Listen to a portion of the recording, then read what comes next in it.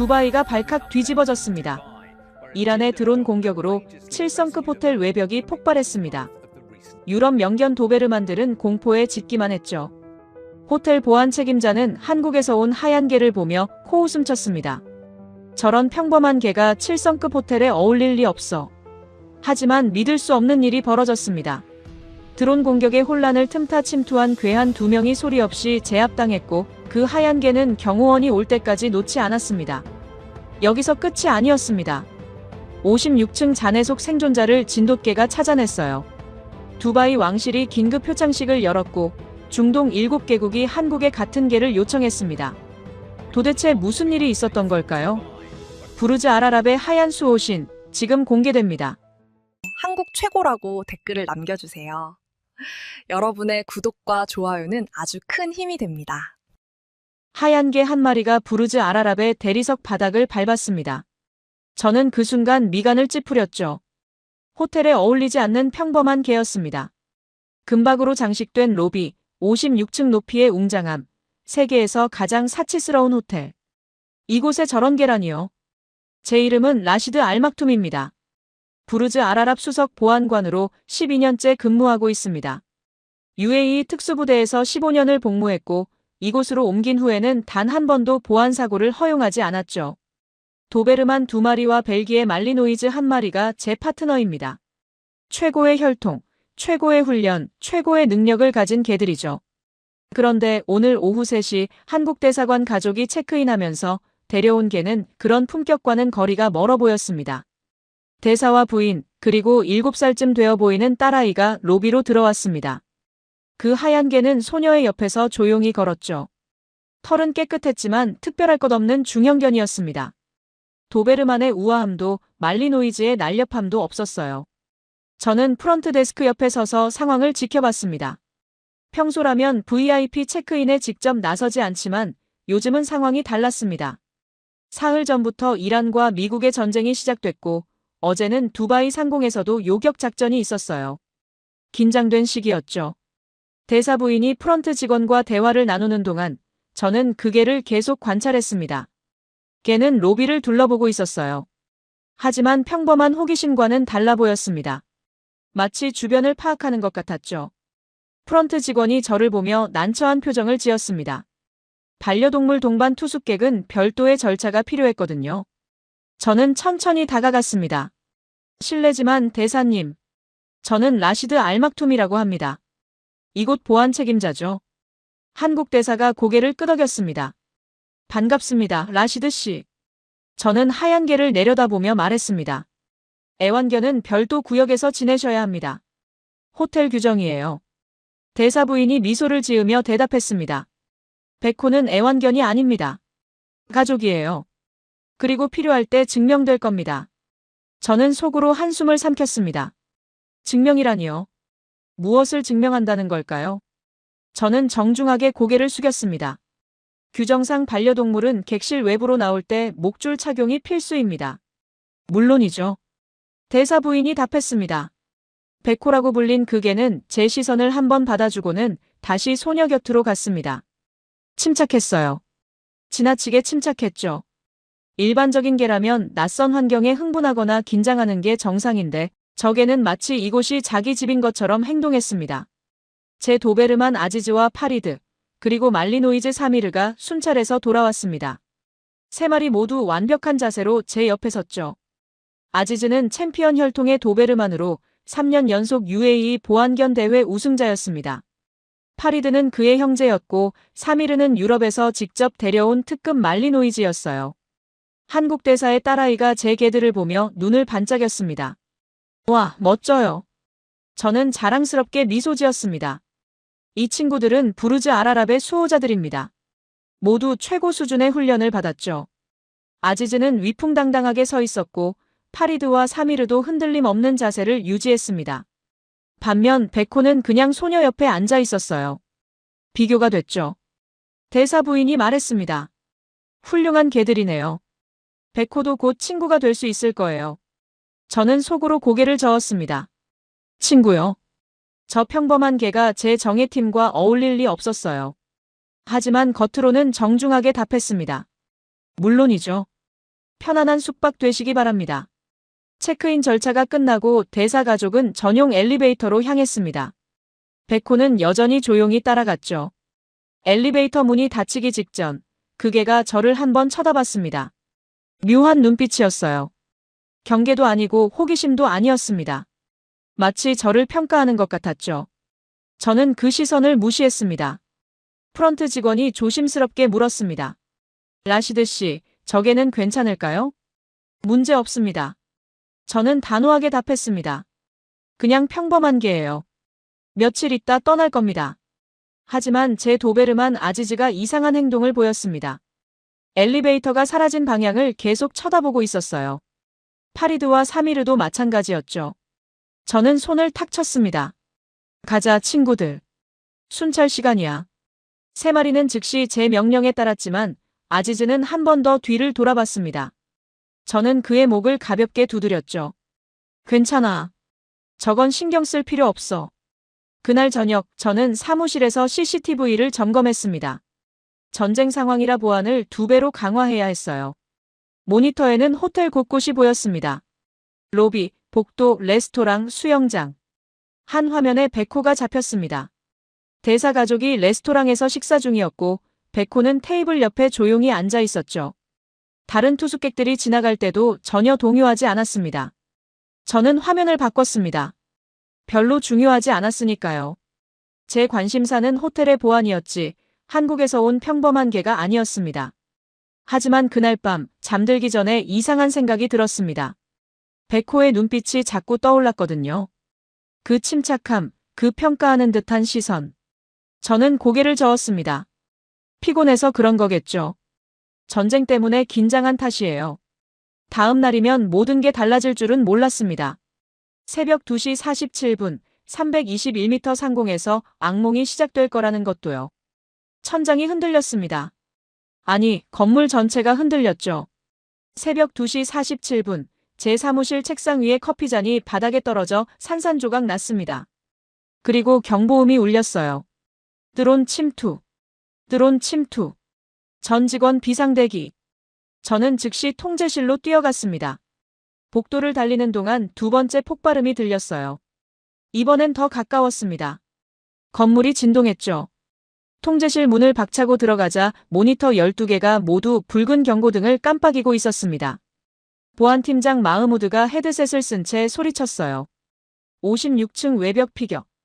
반복합니다. 56층 외벽 피격. 저는 그의 옆으로 달려가 메인 모니터를 봤습니다. 부르즈 알아랍의 상징인 하얀 돈 모양 외벽에서 검은 연기가 피어오르고 있었어요. 금박 장식이 불타고 있었죠. 피해 규모는요? 제가 물었습니다. 56층 동쪽 스위트 3개 손상. 마흐무드가 답했습니다. 외벽 일부 붕괴 위험. 부상자는요? 확인 중입니다. 하지만 그쪽 객실엔 투숙객이 있었어요. 저는 이를 악물었습니다. 12년간 이곳을 지켜왔는데 이런 일이 벌어지다니요. 전 직원 대피 프로토콜 가동. 지금 당장. 마흐무드가 명령을 전달했고 호텔 전체에 대피 안내 방송이 흘러나왔습니다.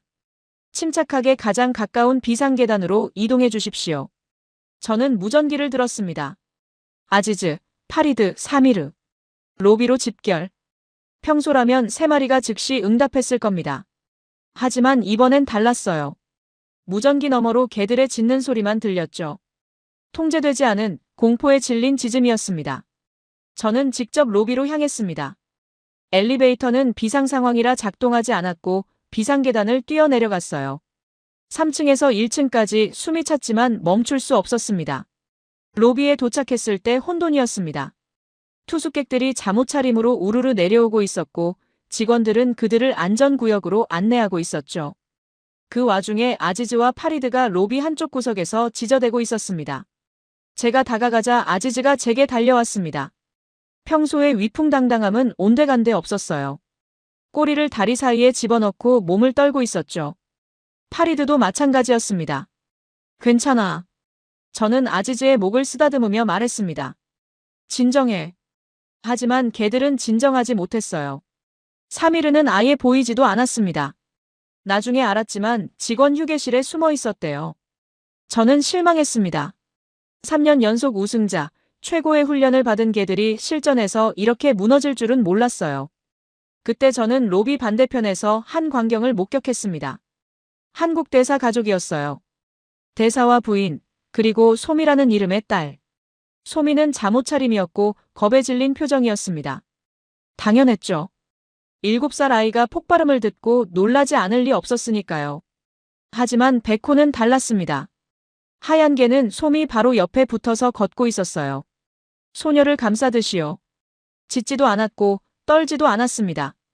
오히려 주변을 차분하게 살피며 소녀를 안전구역으로 안내하고 있었죠. 제 도베르만들이 공포에 지저대는 동안 저 평범해 보이는 개는 완벽하게 침착했습니다. 대사 부인이 백호의 목을 쓰다듬으며 뭔가 속삭였어요. 백호는 고개를 끄덕이듯 움직이더니 소미 앞을 막아서며 걸었습니다. 마치 방패가 되어주는 것처럼요. 저는 그 장면을 보며 미간을 찌푸렸습니다. 우연이겠죠. 그냥 주인을 따라다니는 것뿐이에요. 특별한 게 아니라고 스스로를 설득했습니다. 라시드. 마흐무드의 목소리가 무전기에서 들렸습니다. 56층 상황 보고 들어왔어요. 투숙객 3명 부상. 생명에는 지장 없지만 응급처치 필요합니다. 의료팀 보냈나요? 이미 출동했습니다. 하지만 문제가 있어요. 뭔데요? 56층 동쪽 구역 구조적 불안정. 추가 붕괴 위험이 있답니다. 저는 한숨을 내쉬었습니다. 대피는 완료됐나요? 거의요. 하지만 일부 객실은 아직 확인 중입니다. 그 순간 세 번째 폭발음이 들렸습니다. 이번엔 멀리서였어요. 아마 두바이 다른 지역이겠죠. 이란의 보복 공격은 호텔 하나로 끝나지 않을 거였습니다. 로비에 투숙객들이 비명을 질렀고 혼란이 더 커졌어요. 직원들이 최선을 다해 사람들을 진정시키려 했지만 쉽지 않았습니다. 제 도베르만들은 더 크게 지저댔습니다. 통제가 불가능했어요. 저는 아지즈와 파리드를 데리고 직원 전용 구역으로 데려가야 했습니다. 이 상태로는 도움이 되지 않았거든요. 개들을 구역에 넣고 문을 닫는데 복도 끝에서 백호가 보였습니다. 여전히 소미 옆에 붙어 있었어요. 소녀는 이제 안전구역 소파에 앉아 있었고 백호는 그 옆에서 조용히 앉아 주변을 경계하고 있었죠. 제가 지나갈 때 백호가 저를 쳐다봤습니다. 어젯밤 엘리베이터에서 봤던 그 눈빛이었어요. 평가하는 듯한 침착한 시선. 저는 외면하고 통제실로 돌아갔습니다. 지금은 개 따위 신경 쓸 때가 아니었어요. 호텔 전체가 위기 상황이었으니까요. 통제실로 돌아가는 계단에서 저는 잠시 멈춰 섰습니다. 뒤를 돌아보니 로비가 보였어요. 혼란 속에서도 백호는 여전히 침착하게 소미를 지키고 있었습니다. 우연이야. 저는 중얼거렸습니다. 그냥 운이 좋은 거지. 하지만 마음 한편에선 의문이 들었어요. 정말 우연일까요? 최고의 훈련을 받은 제 개들이 무너진 상황에서 저 평범해 보이는 개만 침착할 수 있었던 이유가 뭘까요? 저는 고개를 저으며 통제실로 들어갔습니다. 지금은 생각할 시간이 없었어요. 호텔을 지켜야 했으니까요. 하지만 그날 새벽 백호에 대한 제 생각이 조금씩 흔들리기 시작했습니다. 새벽 3시 30분, 대피는 거의 완료됐습니다. 투숙객 243명 중 241명이 안전구역에 있었고 나머지 2명은 56층 부상자들이었어요. 의료팀이 응급처치를 하고 있었죠.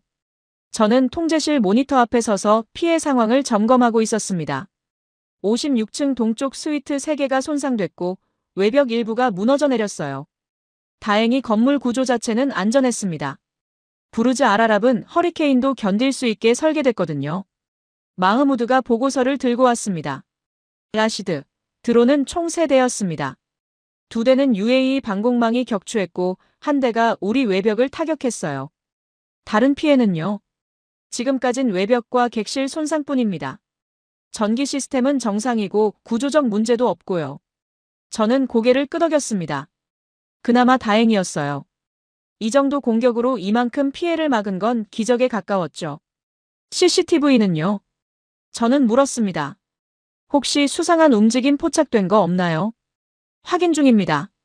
하지만 혼란스러운 상황이라 시간이 좀 걸릴 거예요. 저는 직접 CCTV 화면들을 점검하기 시작했습니다. 로비, 복도, 비상계단. 모든 구역을 하나씩 확인했어요. 그때 로비 쪽 모니터에서 이상한 장면이 보였습니다. 백호였어요. 여전히 소미 옆에 있었는데 갑자기 고개를 들어 어딘가를 쳐다보고 있었죠. 귀가 쫑긋 서 있었고 몸의 자세가 달라졌습니다. 저는 화면을 자세히 봤어요. 백호가 쳐다보는 방향은 로비 북쪽 비상계단이었습니다. 대피 경로로 사용하는 곳이죠. 백호의 입이 살짝 벌어졌습니다. 낮게 으르렁거리고 있는 것 같았어요. 소리는 들리지 않았지만 자세로 알 수 있었죠. 저는 다른 모니터를 확인했습니다. 북쪽 비상계단 CCTV. 아무것도 보이지 않았어요. 텅 비어 있었죠. 그냥 예민하게 반응하는 거겠구나. 저는 다시 피해보고서로 시선을 돌렸습니다. 하지만 백호는 멈추지 않았어요. 로비 모니터에서 백호가 일어서는 게 보였습니다. 소미에게서 한 걸음 떨어지더니 비상계단 쪽을 똑바로 쳐다봤죠. 대사 부인이 백호를 제지하려 했지만 백호는 고개를 한번 돌려 부인을 쳐다본 뒤 다시 계단 쪽으로 시선을 고정했습니다. 뭘 보는 거지? 저는 중얼거렸습니다. 마흐무드가 물었어요.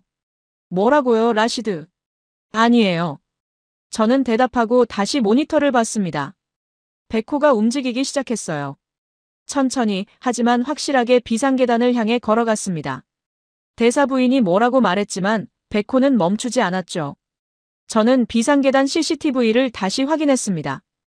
여전히 아무도 없었어요. 저게 뭐 하는 거야? 제가 말했습니다. 마흐무드가 모니터를 봤어요. 한국 대사 가족계 아닙니까? 뭔가 이상한가요? 글쎄요. 저는 답하며 계속 지켜봤습니다. 백호가 비상계단 문 앞에 도착했습니다. 그리고는 문을 향해 낮게 으르렁거렸어요. 이번엔 확실했습니다. 경고하고 있었죠. 대사 부인이 백호에게 다가갔고 백호는 부인을 한번 쳐다본 뒤 다시 문을 향했습니다. 마치 뭔가 있다고 말하는 것 같았어요. 저는 비상계단 CCTV를 다시 한번 확인했습니다. 3층, 4층, 5층. 모두 비어 있었죠. 하지만 6층 화면으로 넘어가는 순간 저는 얼어붙었습니다. 2명이었어요. 검은 옷을 입은 남자 2명이 6층에서 5층으로 내려오고 있었습니다. 투숙객이 아니었어요. 옷차림부터 달랐죠. 그리고 손에 무언가를 들고 있었습니다. 마흐무드. 제가 소리쳤습니다. 6층 비상계단. 지금 당장 확인해. 마흐무드가 황급히 화면을 전환했어요. 두 남자가 선명하게 보였습니다. 저건. 마흐무드가 말을 잇지 못했습니다. 침입자예요. 저는 무전기를 들었습니다. 전 보안팀 비상계단 북쪽으로 집결. 침입자 둘 포착. 무장 가능성 있음. 저는 사무실을 박차고 나갔습니다. 비상계단까지 복도를 전력 질주했어요. 팀원 넷이 복도에서 합류했죠. 위치는 5층에서 4층 사이. 제가 지시했습니다. 계단 위아래 봉쇄. 팀원들이 흩어졌고 저는 1층 비상계단 문을 열었습니다. 백호가 여전히 문 앞에 서 있었어요. 제가 문을 여는 순간 백호가 안으로 들어갔습니다. 잠깐. 저는 소리쳤지만 이미 늦었습니다. 백호는 계단을 빠르게 올라가고 있었어요. 소리도 없이요. 저는 그 뒤를 따랐습니다. 2층, 3층. 계단을 오르는데 위에서 소리가 들렸습니다. 남자들의 목소리였어요. 아랍어가 아니었습니다.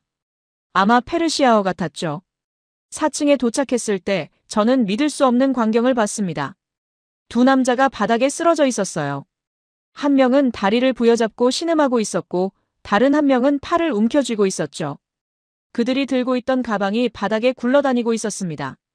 백호는 두 남자 사이에 서서 낮게 으르렁거리고 있었어요. 움직이지 말라는 경고였습니다. 저는 총을 꺼내 두 남자를 겨눴습니다. 움직이지 마. 팀원들이 위아래에서 도착했고 두 남자를 제압했어요. 손을 뒤로 묶고 일으켜 세웠죠. 뭐 하던 놈들이야? 팀원 하나가 물었습니다. 저는 바닥에 굴러다니는 가방을 확인했습니다. 안에는 고급 시계, 목걸이, 현금이 들어있었어요. 투숙객 객실에서 훔친 것들이었죠. 절도범들이에요. 저는 답했습니다. 드론 공격의 혼란을 틈탄 거죠. 한 남자가 아랍어로 중얼거렸습니다. 걔가 갑자기 나타났어. 어디서 온 건지. 저는 백호를 봤습니다. 백호는 이미 경계를 풀고 조용히 앉아 있었어요. 숨도 거칠지 않았습니다. 마치 산책이라도 다녀온 것처럼 차분했죠. 어떻게 된 거예요? 팀원이 물었습니다. 저는 대답할 수 없었어요. 백호가 어떻게 6층 계단의 침입자를 1층에서 감지했는지, 어떻게 혼자 2명을 제압했는지 설명할 수 없었습니다. 팀원들이 두 남자를 끌고 내려갔습니다. 저는 백호와 단둘이 계단에 남았어요. 백호가 저를 쳐다봤습니다. 그 침착한 눈빛. 이번엔 조금 달라 보였어요. 마치 이제 알겠냐고 묻는 것 같았죠. 저는 무릎을 굽혀 백호와 눈높이를 맞췄습니다. 넌 어떻게 알았지? 백호는 대답 대신 꼬리를 한번 흔들었습니다. 저는 백호의 머리를 쓰다듬으려다 멈췄어요. 아직 확신할 수 없었습니다. 운이 좋았을 수도 있었죠. 우연히 소리를 듣고 우연히 침입자를 발견하고 우연히 제압한 것일 수도 있었어요. 우연이야. 저는 중얼거리며 일어섰습니다. 그냥 운이 좋았을 뿐이지. 하지만 계단을 내려가면서도 백호의 눈빛이 머릿속에서 떠나지 않았습니다. 그 확신에 찬 시선. 전혀 놀라지 않은 태도. 1층에 도착했을 때 대사 부인이 기다리고 있었습니다. 백호가 부인에게 다가가자 부인은 무릎을 꿇고 백호를 안아줬어요. 잘했어, 백호. 정말 잘했어. 저는 그 모습을 보다가 고개를 돌렸습니다. 아직 인정하고 싶지 않았거든요. 제가 12년간 믿어온 것들이 흔들리는 기분이었어요. 통제실로 돌아가는 길에 아지즈와 파리드가 있는 직원 구역을 지나갔습니다. 두 마리는 여전히 불안해하며 킁킁거리고 있었어요. 저는 문을 열어 두 마리를 쓰다듬어줬습니다. 괜찮아, 친구들. 이제 안전해. 하지만 제 목소리에는 확신이 없었습니다. 정말 안전한 걸까요? 백호가 막지 않았다면 두 침입자는 더 많은 객실을 털었을 거예요. 어쩌면 더 위험한 일을 저질렀을지도 모르죠. 그날 새벽, 저는 통제실에서 새벽을 맞았습니다. 모니터를 보며 생각에 잠겼어요. 우연일까? 정말 우연일까? 하지만 마음 한편에선 알고 있었습니다. 우연이 아니라는 걸요. 자네가 무너질 것 같았습니다. 56층 동쪽 스위트 바로 옆 복도였어요. 천장 일부가 내려앉아 있었고 벽에는 금이가 있었죠. 구조팀장 압둘라가 고개를 저었습니다. 더 이상은 위험합니다, 라시드. 추가 붕괴 가능성이 너무 높아요. 오전 9시였습니다. 드론 공격 후 6시간이 지났죠. 부상자 3명은 병원으로 이송됐고 이제 남은 건 피해구역 정밀 수색이었습니다. 열감지 장비는요? 압둘라가 기계를 두드렸어요. 전기 손상으로 작동 안 됩니다. 수동 확인에 최소 4시간 걸려요. 1층 로비로 돌아왔을 때 한국 대사 가족이 보였습니다. 소민은 백호를 껴안고 있었죠. 백호는 갑자기 자리에서 일어났어요. 로비 천장을 쳐다보고 있었습니다. 정확히는 위층을 향해서요. 백호의 귀가 쫑긋 섰습니다. 그리고는 천천히 엘리베이터 쪽으로 걸어갔어요. 엘리베이터 앞에 멈춰서더니 비상계단 문을 쳐다봤죠. 저는 다가갔습니다. 무슨 일입니까? 대사 부인이 답했어요. 아침부터 계속 저러고 있어요. 뭔가 신경 쓰이는 게 있나 봐요. 백호가 저를 쳐다봤습니다. 새벽 계단에서 봤던 그 확신에 찬 시선이었어요. 저는 무전기를 들었습니다. 압둘라, 56층 수색 중단하세요. 제가 직접 확인하겠습니다. 저는 비상계단 문을 열었습니다. 백호가 즉시 안으로 들어갔어요. 계단을 오르기 시작했습니다. 10층, 20층, 30층. 백호는 쉬지 않고 올라갔어요. 56층 문 앞에 도착했을 때 백호는 문을 향해 낮게 끙끙거렸습니다. 저는 문을 열었습니다. 복도는 참담했어요. 천장 일부가 무너져 내렸고 벽의 금은 더 커져 있었죠. 여긴 위험해. 돌아가야 해. 하지만 백호는 복도 안으로 들어갔습니다. 조심스럽게 하지만 확실하게요. 백호는 복도 중간 무너진 벽잔의 앞에서 멈췄습니다. 그리고는 잔해를 향해 짖기 시작했죠. 1624호실 문이 막혀 있었어요. 저는 무전기를 들었습니다. 압둘라, 56층 1624호실 투숙객 명단 확인해 주세요. 잠시 후 압둘라의 목소리가 들렸습니다. 1624호는 대피 완료로 확인됐는데요. 새벽 3시 15분 키 반납 기록 있습니다. 백호가 더 크게 짖었습니다. 그리고는 저를 쳐다봤어요. 믿으라는 눈빛이었죠. 압둘라, 구조팀 56층으로 올려보내세요. 지금 당장요. 10분 후 압둘라와 구조팀이 도착했습니다. 그들은 잔해를 조심스럽게 치우기 시작했어요. 30분이 걸렸습니다. 문이 열렸을 때 우리는 모두 숨을 죽였어요. 객실 안 욕실 문 앞에 3명이 쓰러져 있었습니다. 여자 1명과 아이 2이었어요. 압둘라가 달려가 맥박을 확인했습니다. 살아있어요. 의식은 없지만 살아있습니다. 저는 무릎이 꺾였습니다. 정말 있었어요. 의료팀을 불러. 지금 당장. 저는 백호를 봤습니다. 백호는 객실 안으로 들어와 3사람을 조용히 쳐다보고 있었어요. 넌 어떻게 알았어? 압둘라가 말했어요. 열감지 장비도 못 찾은 걸 6층 아래에서 어떻게 알았죠? 의료팀이 도착했고 3사람을 들것에 옮겼습니다. 여자가 희미하게 눈을 떴어요. 아이들은 안전합니다. 모두 안전해요. 복도에는 저와 백호만 남았습니다. 저는 백호 앞에 무릎을 꿇었어요. 손을 뻗어 백호의 머리를 쓰다듬었습니다. 고마워. 정말 고마워. 백호가 꼬리를 흔들었습니다. 저는 백호를 안아줬어요. 2번째야. 저는 중얼거렸습니다. 이제 2번째지. 새벽의 침입자, 그리고 지금의 생존자. 더 이상 우연이라고 할 수 없었어요. 백호와 함께 계단을 내려갔습니다. 이번엔 천천히요. 1층에 도착했을 때 대사 부인이 기다리고 있었습니다. 백호가 부인에게 달려가자 부인은 백호를 껴안았어요. 저는 대사 부인에게 다가갔습니다. 3명을 구했습니다. 백호 덕분에요. 대사 부인이 미소 지었어요. 진돗개는 그런 개예요, 라시드 씨. 보이지 않는 것을 보고 들리지 않는 것을 듣죠. 저는 고개를 끄덕였습니다. 이제 조금 이해할 것 같았어요. 하지만 아직 완전히 인정하긴 어려웠습니다. 제 안에 편견이 아직 남아 있었거든요. 오후 8시 전기 점검이 시작됐습니다. 호텔 재개장을 위해 모든 시스템을 확인해야 했어요. 드론 공격으로 일부 전선이 손상됐을 가능성이 있었거든요. 수석 전기기술자 하미드가 체크리스트를 들고 왔습니다. 1층부터 56층까지 전부 확인해야 합니다. 라시드. 얼마나 걸립니까? 최소 4시간이요. 손상된 부분 발견되면 더 오래 걸릴 수도 있고요. 저는 고개를 끄덕였습니다. 최대한 빨리 끝내주세요. 내일 아침까지는 재개장해야 하니까요. 하미드가 팀원들을 이끌고 올라갔습니다. 저는 로비에서 진행 상황을 확인했어요. 한국 대사 가족이 여전히 로비에 있었습니다. 객실이 안전하다고 확인될 때까지 대기 중이었죠. 소미는 소파에서 책을 읽고 있었고 백호는 그 옆에 누워 있었어요.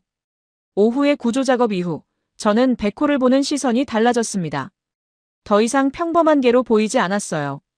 3명의 생명을 구한 영웅이었죠. 하지만 여전히 완전히 인정하긴 어려웠습니다. 제 도베르만들은 어떻게 되는 거죠? 12년간 함께한 파트너들인데요. 아지즈와 파리드는 오후부터 다시 업무에 복귀했습니다. 사미르는 아직 불안해하며 직원 구역에 남아 있었죠. 2마리는 제 옆에서 조용히 앉아 있었어요. 평소의 당당함은 돌아오지 않았습니다. 저는 아지즈의 머리를 쓰다듬어 줬습니다. 괜찮아, 친구. 누구나 놀랄 수 있어. 오후 8시 30분쯤 백호가 움직였습니다. 갑자기 일어나더니 로비를 가로질러 엘리베이터 쪽으로 걸어갔어요. 저는 반사적으로 긴장했습니다. 또 뭔가 감지한 거겠죠. 대사 부인도 알아챘습니다. 백호를 따라 일어났어요. 백호야, 뭐가 보여? 백호는 엘리베이터 앞에 멈춰 섰습니다. 하지만 이번엔 위를 쳐다보지 않았어요. 벽을 향해 코를 킁킁거리기 시작했죠. 저는 다가갔습니다. 무슨 일입니까? 백호가 벽에 코를 대고 계속 냄새를 맡았습니다. 그리고는 천장을 쳐다봤어요. 정확히는 위층 방향이었죠. 저는 무전기를 들었습니다. 하미드, 지금 몇 층입니까? 52층입니다. 복도 전기 패널 점검 중이에요. 백호가 52층 쪽을 향하고 있었습니다. 또 맞아떨어졌어요. 저는 결정을 내렸습니다. 52층으로 올라가겠습니다. 무슨 문제라도 있습니까? 확인할 게 있어요. 잠시 대기해 주세요. 저는 백호를 봤습니다. 가자, 백호. 안내해줘. 백호가 즉시 비상계단으로 향했습니다. 이번엔 주저하지 않고 뒤를 따랐어요. 계단을 오르며 생각했습니다. 이제 백호를 믿기 시작한 거죠. 오전의 구조 이후 백호의 능력을 부정할 수 없었어요. 52층에 도착했을 때 하미드와 팀원 둘이 복도에서 작업 중이었습니다. 전기 패널을 열어놓고 배선을 점검하고 있었죠. 라시드, 여긴 문제 없습니다. 하미드가 말했습니다. 백호는 복도를 천천히 걸었어요. 벽을 따라 킁킁거리며요. 복도 중간쯤에서 멈춰 섰습니다. 그리고는 특정 지점에 코를 대고 집요하게 냄새를 맡기 시작했죠. 저기요. 제가 하미드를 불렀습니다. 저 벽 확인 좀 해주시겠어요? 하미드가 다가왔습니다. 저기요. 겉보기엔 이상 없는데요. 벽 속을 확인해 주세요. 하미드가 고개를 갸우뚱했지만 열화상 카메라를 가져왔습니다. 벽에 대고 스캔하기 시작했어요. 카메라 화면에 뭔가 나타났습니다.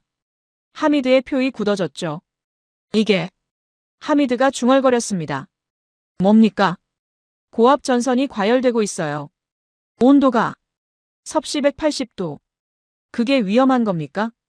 하미드가 저를 봤습니다. 15분 안에 발화점 도달합니다. 화재가 날 거예요. 저는 숨이 멎었습니다. 15분이요. 하미드가 팀원들에게 소리쳤습니다. 52층 전체 전원 차단. 지금 당장. 팀원들이 뛰어갔습니다. 30초 후 복도 불이 꺼졌어요. 비상등만 켜졌죠. 하미드가 벽 패널을 열었습니다. 안에서 연기가 피어올랐어요. 전선 피복이 녹아내리고 있었죠.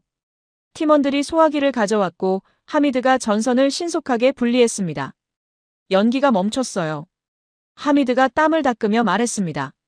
조금만 늦었어도 이 전선이 발화하면 52층 전체로 번질 뻔했어요. 호텔 전체는요. 하미드가 천장을 쳐다봤습니다.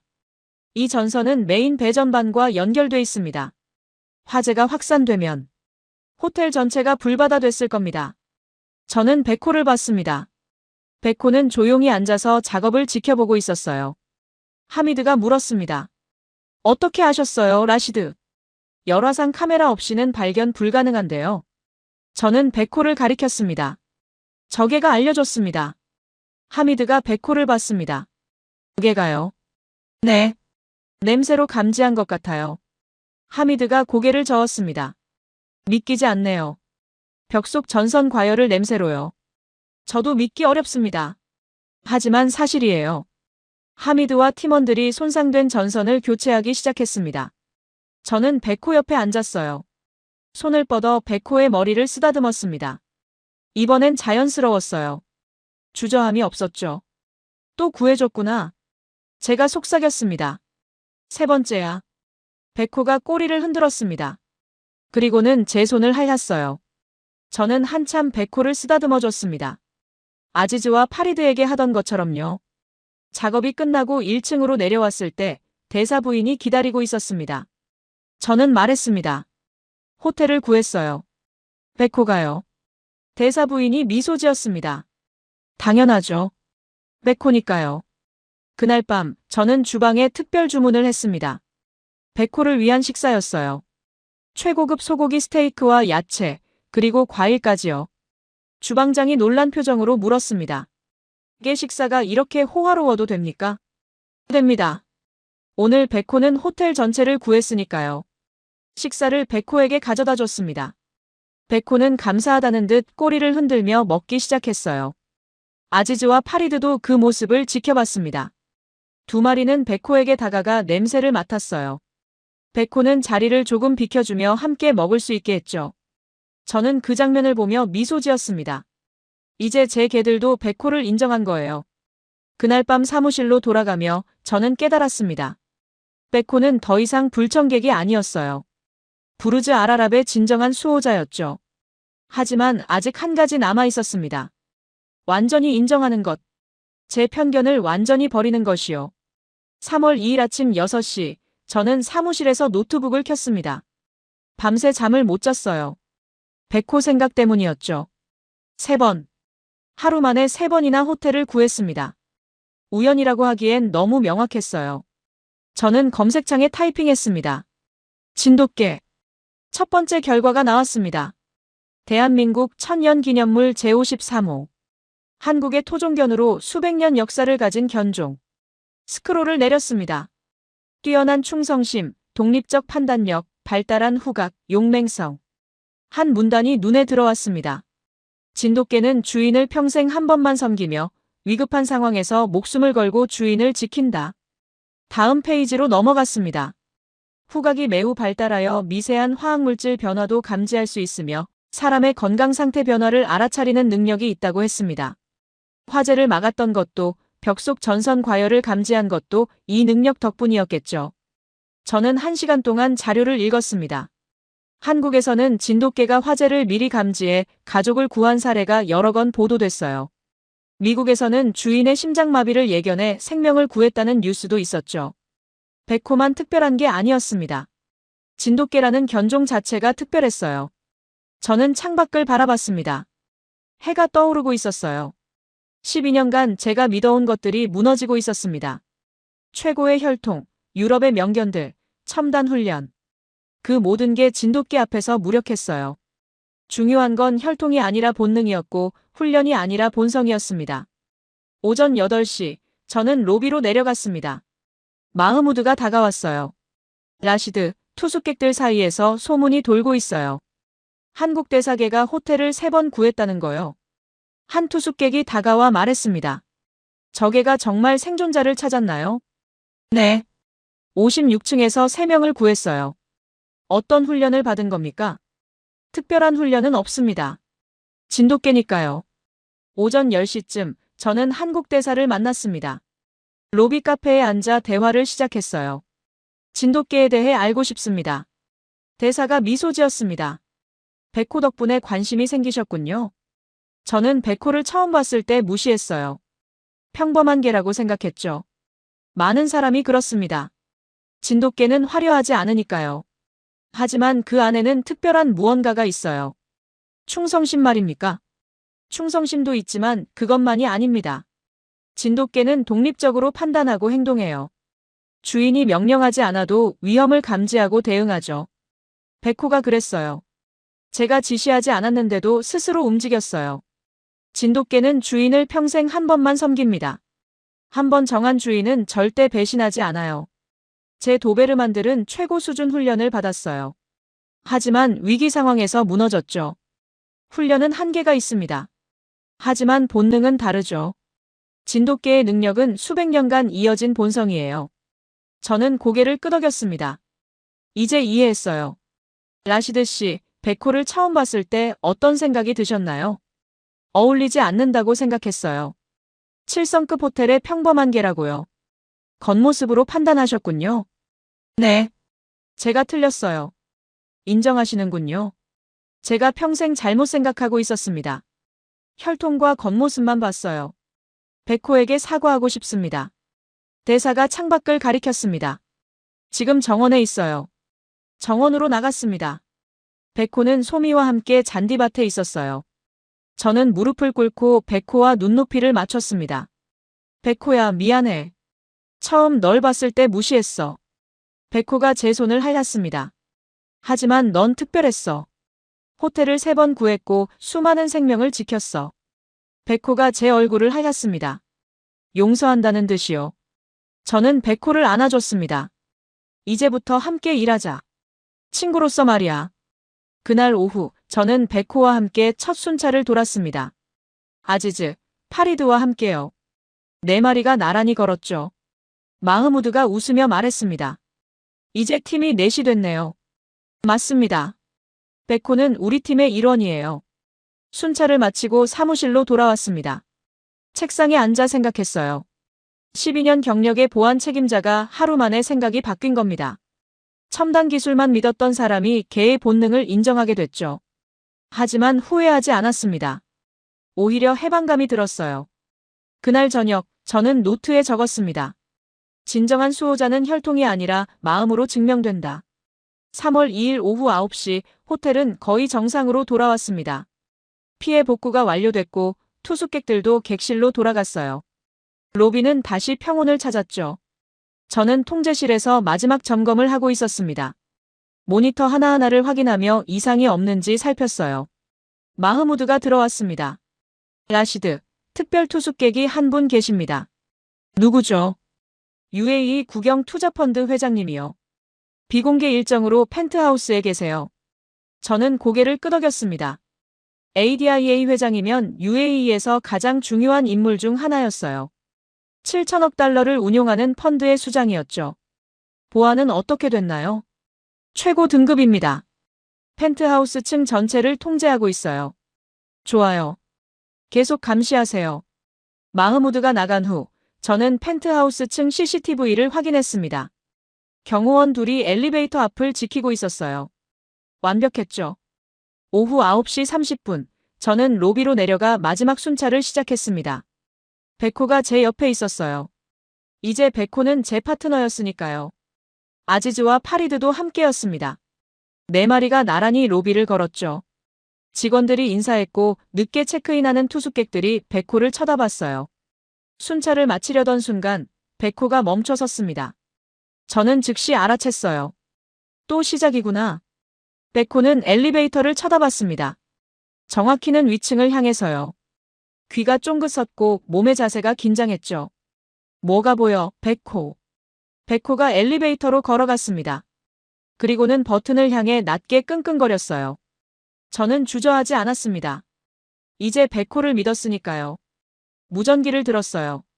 마흐무드, 펜트하우스 상황 확인해주세요. 잠시요. 10초 후 마흐무드의 목소리가 들렸습니다. 이상 없습니다. 경호원들도 특이사항 없다고 해요. 베코는 여전히 위를 쳐다보고 있었어요. 그리고는 더 크게 끙끙거렸습니다. 저는 결정을 내렸습니다. 펜트하우스로 올라가겠습니다. 라시드, 회장님이 방해받고 싶어 하지 않으실 텐데요. 확인만 하겠습니다. 베코가 뭔가 감지했어요. 저는 엘리베이터에 탔습니다. 베코도 함께요. 펜트하우스는 54층이었죠. 엘리베이터가 올라가는 동안 베코는 계속 불안해했습니다. 발을 굴렀고 낮게 낑낑거렸어요. 괜찮아, 베코. 곧 확인할 거야. 54층에 도착했습니다. 문이 열리자 경호원 둘이 저를 막아섰어요. 라시드 씨, 회장님께서 방해받고 싶어 하지 않으십니다. 알아요. 하지만 긴급 상황일 수 있어요. 무슨 긴급 상황이요? 저는 베코를 가리켰습니다. 이게가 뭔가 감지했어요. 지금까지 3번 호텔을 구했죠. 믿어주세요. 경호원들이 서로를 봤습니다. 한 명이 무전기를 들었어요. 회장님, 보안 책임자가 긴급 확인 요청했습니다. 잠시 후 회장의 목소리가 들렸습니다. 들어오라고 하세요. 경호원이 문을 열어줬습니다. 저는 베코와 함께 펜트하우스로 들어갔어요. 펜트하우스는 넓고 화려했습니다. 거실만 100평방미터가 넘어 보였죠. 회장이 소파에 앉아 서류를 보고 있었어요. 회장은 60대 중반으로 보였습니다. 흰 머리에 품이 있는 인상이었죠. 무슨 일인가, 라시드. 회장님, 죄송합니다. 하지만 이게가. 그 순간 베코가 제 옆을 스쳐 회장에게 달려갔습니다. 베코야. 제가 불렀지만 이미 늦었어요. 베코는 회장 앞에 멈춰 섰습니다. 그리고는 회장을 향해 낮게 끙끙거렸어요. 경고가 아니었습니다. 걱정하는 소리였죠. 회장이 베코를 내려다봤습니다. 이게가 왜 이러지? 바로 그때였습니다. 회장의 얼굴이 굳어졌어요. 손이 가슴을 향했죠. 회장님. 제가 소리쳤습니다. 회장이 힘겹게 말했습니다. 가슴이 아파. 저는 즉시 무전기를 들었습니다. 의료팀 펜트하우스로. 지금 당장. 경호원들이 달려왔습니다. 회장을 소파에 눕혔어요. 회장의 호흡이 가빠졌습니다. 땀이 이마에 맺혔죠. 심근경색 증상이었어요. 베코는 회장 옆에 조용히 앉아 있었습니다. 여전히 걱정스러운 눈빛으로요. 3분 후 의료팀이 도착했습니다. 의사 1명과 간호사 2이었어요. 의사가 회장을 신속하게 진찰했습니다. 맥박, 혈압, 심전도. 표정이 심각해졌어요. 급성 심근경색입니다. 즉시 병원으로 이송해야 해요. 구급차가 준비됐습니다. 회장을 들것에 옮겼죠. 의료팀이 회장을 데리고 나가려는 순간 회장이 저를 불렀습니다. 라시드, 몇 시지? 9시 45분입니다. 걔가 언제 알아챘나? 9시 33분쯤입니다. 회장이 희미하게 웃었습니다. 12분 전이군. 의료팀이 회장을 데리고 갔습니다. 저는 백호와 펜트하우스에 남았어요. 경호원 한 명이 말했습니다. 어떻게 알았죠? 우리도 몰랐는데요. 저는 백호를 쓰다듬었습니다. 백호가 알려줬어요. 걔가요? 네. 진돗개니까요. 2시간 후 병원에서 연락이 왔습니다. 회장은 골든타임 내에 수술을 받았고 성공적이었다고 했어요. 의사의 말이 무전기로 전해졌습니다. 5분만 늦었어도 위험했을 겁니다. 누가 먼저 알아챘죠? 저는 백호를 봤습니다. 이 친구가요. 다음 날 오전 회장이 병원에서 전화를 걸어왔습니다. 라시드, 나를 구해준 개를 데려와 주게. 저는 백호를 데리고 병원으로 갔습니다. 회장은 병실 침대에 누워 있었지만 안색은 좋아 보였어요. 백호가 병실로 들어가자 회장이 손을 내밀었습니다. 이리 오렴. 백호가 침대 옆으로 다가갔습니다. 회장이 백호의 머리를 쓰다듬었어요. 고맙구나. 내가 나를 살렸어. 회장이 저를 봤습니다. 이 개의 이름이 뭔가? 백호입니다. 한국의 진돗개죠. 진돗개. 네. 천년기념물로 지정된 한국의 토종견이에요. 회장이 백호를 오래 쳐다봤습니다. 대단한 개로군. 어떻게 내 심장 문제를 미리 알았지?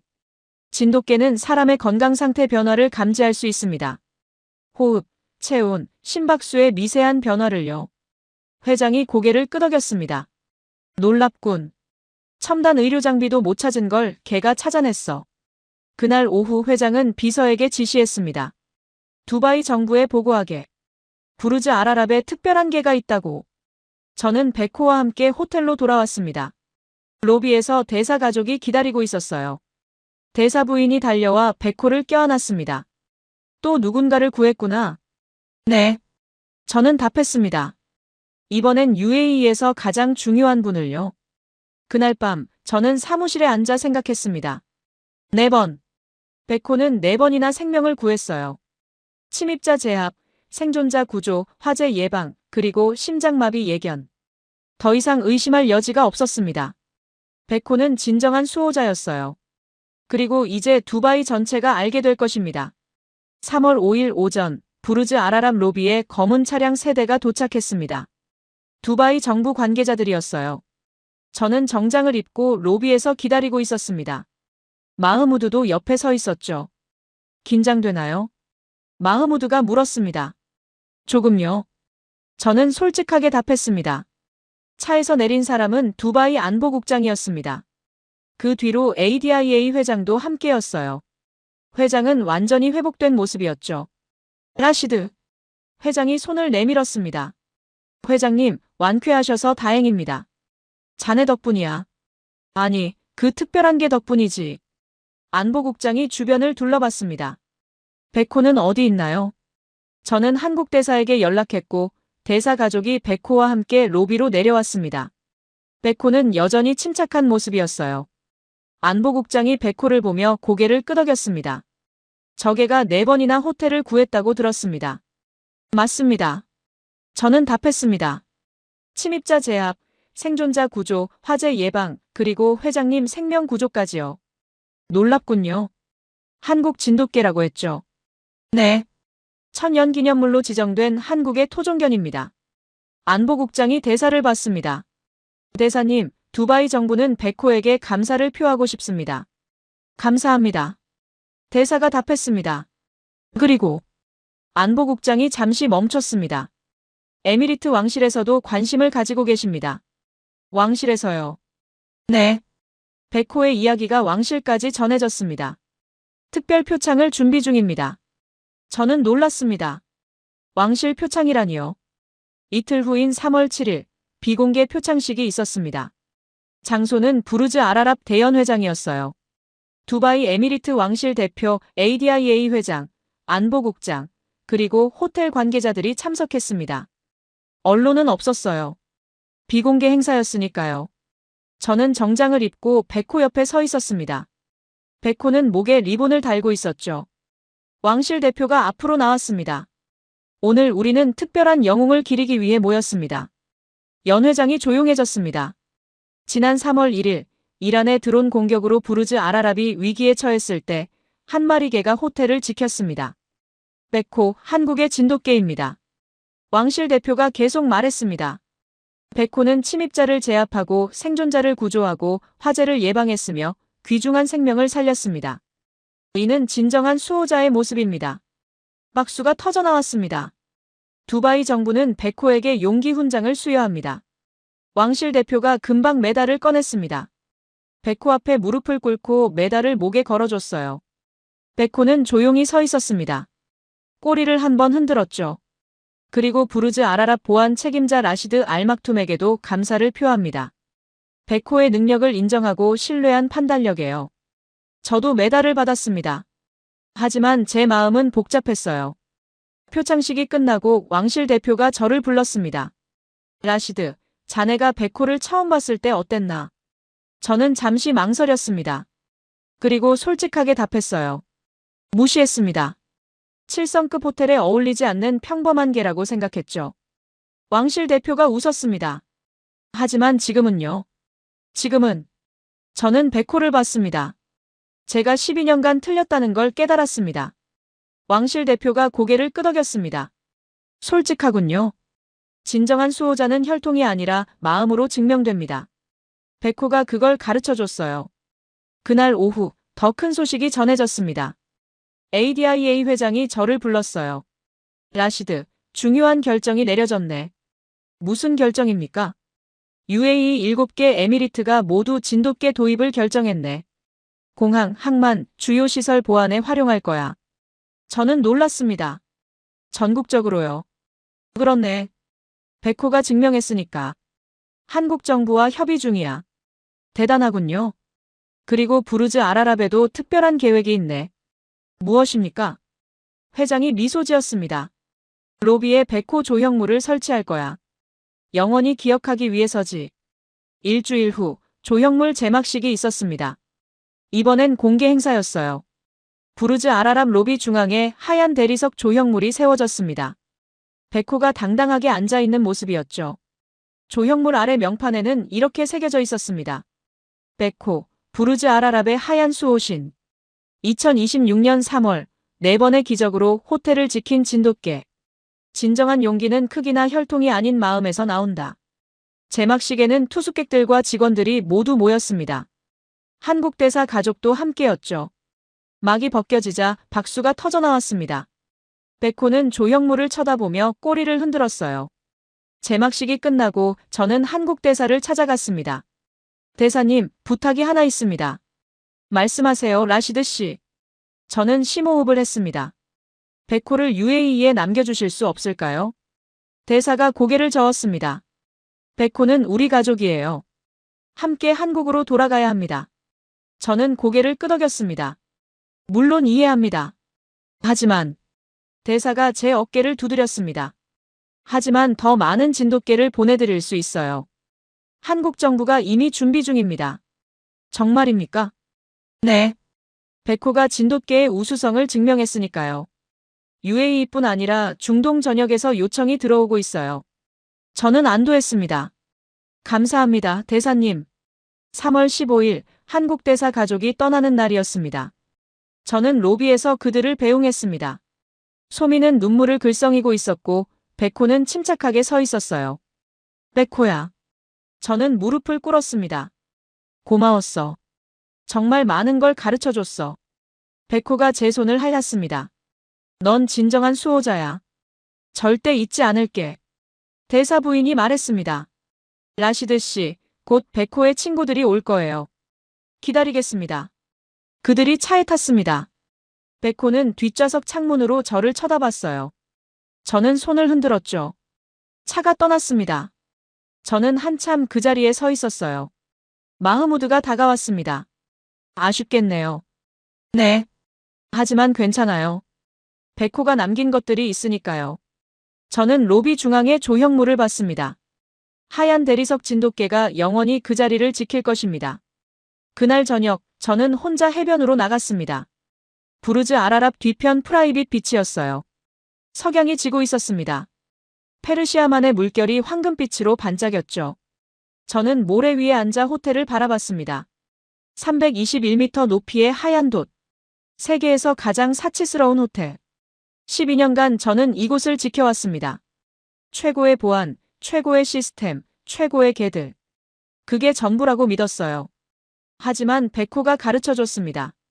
진정한 수호자는 혈통이나 훈련이 아니라 마음에서 나온다고요. 파도 소리를 들으며 생각했습니다. 곧 더 많은 진돗개가 올 것입니다. UAE 전역에, 중동 전역에. 베코가 시작한 전설이 계속될 것입니다. 저는 일어서서 호텔로 돌아갔습니다. 내일부터 다시 일상이 시작될 것입니다. 하지만 이제는 달라진 일상이죠. 로비를 지나며 조형물 앞에 멈춰 섰습니다. 하얀 대리석 베코가 저를 내려다보고 있었어요. 고맙다, 친구. 저는 속삭였습니다. 그리고 통제실로 향했습니다. 오늘 밤도 부르즈 알아랍을 지켜야 하니까요. 하지만 이제는 혼자가 아니었습니다. 베코의 정신이 함께했고 곧 새로운 친구들이 올 것이니까요. 부르즈 알아랍의 하얀 수호신. 그 전설은 이제 막 시작됐습니다.